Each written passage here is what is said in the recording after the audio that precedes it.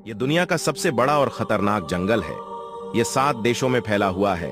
ये जंगल अपने अंदर इतने राज छुपा रखा है जिनके बारे में आज तक वैज्ञानिक भी नहीं जान पाए। इस जंगल का नाम अमेजन रेन फॉरेस्ट है। ये जंगल इतना घना है कि इसके जमीन तक सूरज की रोशनी भी नहीं पहुंच पाती।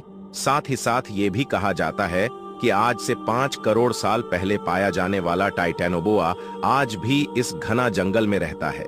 इस जंगल में ऐसी ऐसी जीव पाई जाती है जिनकी इंसान कभी कल्पना भी नहीं कर सकता। इसी तरह का कंटेंट देखने के लिए चैनल से जुड़े रहें।